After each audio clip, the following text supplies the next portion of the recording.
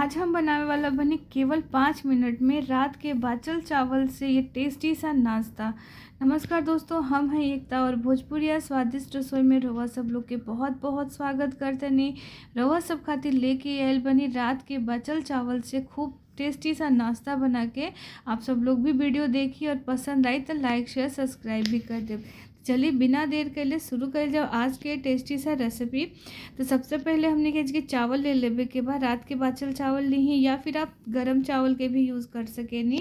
अगर आप चाहता नहीं तो चावल के अच्छे से मैश कर ली। जितना चावल बटे उतना ही हम इसकी सूजी के यूज़ के लिए बनी। 1 कटोरी चावल में हम 1 कटोरी सूजी डालब। अब हम एकरा में डाल दे पत्ता गोभी बारीक काट करके डाली, साथ ही में डाल दी शिमला मिर्च। एकरा के भी हमने के एकदम बारीक बारीक काट ले बनी जा। साथ ही साथ हम एकरा में डालता नहीं गाजर के एकदम छोटा टुकड़ा बारीक टुकड़ा में काट करके डाली, या तो आप एकरा के कद्दूकस कर ली हैं।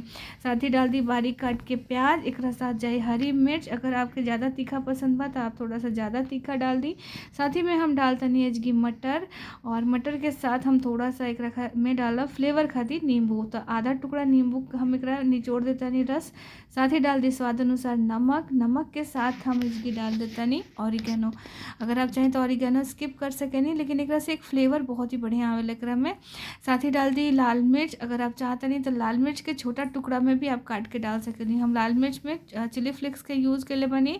साथ ही मिक्स हर्ब डाले के बाद आधा छोटा चम्मच के करीब भुना हुआ जीरा के पाउडर इसकी यूज़ के लिए बनी, आधा छोटा चम्मच। अब सबके अच्छे से एकरा के मिक्स कर ली। पहले आप चाहें तो चावल के मैश करके रख सके नहीं, और एक अच्छा बाइंडिंग आवे तक एकरा के मिला लेवे के बाद कि आप देख सके नहीं बाइंडिंग अच्छा आ गई। अब हम एकर गोल गोल ऐसे ने शेप बना के तैयार कर लेब। रवा सब एकरा अलावा कोनो शेप दे सके नहीं। आप चाहें तो टिकिया के शेप दे दी ही, या फिर आप ओवल शेप में भी एकरा के बना ली। तो इसके आप देख सके नहीं हम इसकी कुछ बॉल्स बना के तैयार कर ले बनी। अब हम गैस पे रखा था नहीं, अब पे पैन गरम होके खाती। जब हल्का गरम हो जाए तो एकरा पे तेल डाली। तेल डाल करके चारों तरफ फैला ली, और फिर आप एक एक करके एकरा में अब पे पैन अब में एक एक राइस बॉल के ऐड कर ली हैं। आप चाहें तो एकरा के डीप फ्राई कर सके नहीं, या आप टिकिया के शेप दे करके तवा पर भी एकरा के उलट पलट करके सेक सके नहीं। बहुत कम समय लागेला बने में और बहुत ही स्वादिष्ट सही रेसिपी तैयार हो जाला। तो बस अब पे पैन में सारा डाल करके हम बस 2 मिनट खातिर स्लो फ्लेम पर एकरा के ढक करके छोड़ दें। 2 मिनट में एक साइड से अच्छे से पक जाए। तो 2 मिनट के बाद हम इसकी ढक्कन हटानी, देखी दूसरा साइड से बहुत बढ़िया पक गई बा। एकरा के अब हमने के टर्न कर देवे के बा। तो एकरा के अब हम टर्न करके और फिर दूसरा साइड से भी हम पका लेते हैं।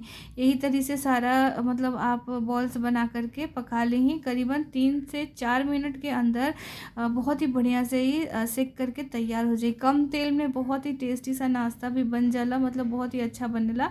आप सब लोग ज़रूर एकरा के ट्राई करब जा। ये नाश्ता बनाने में करीबन 5 मिनट के समय लगी, और 5 मिनट के अंदर ही नाश्ता बन करके तैयार हो जाए।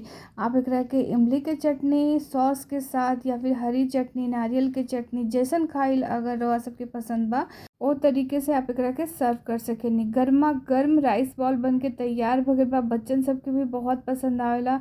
एक बार आप ज़रूर ट्राई करिए, और रेसिपी पसंद आई तो लाइक शेयर सब्सक्राइब करब। फेसबुक और इंस्टाग्राम पर बनी जा तो पेज के फॉलो कर ली, और बहुत ही स्वादिष्ट राइस बॉल बनकर तैयार हो गई बा। आप सब लोग रेसिपी ट्राई करिए और कमेंट्स जरूर करब जा कि रेसिपी कैसन लागल है। और अगर आप सब हमारा चैनल पे नया बनी जा तो जल्दी से जाके सब्सक्राइब कर ली जा। फिर मिलते नहीं एक नया रेसिपी के साथ, तब तक बहुत बहुत ध्यान रखब जा। Bye by.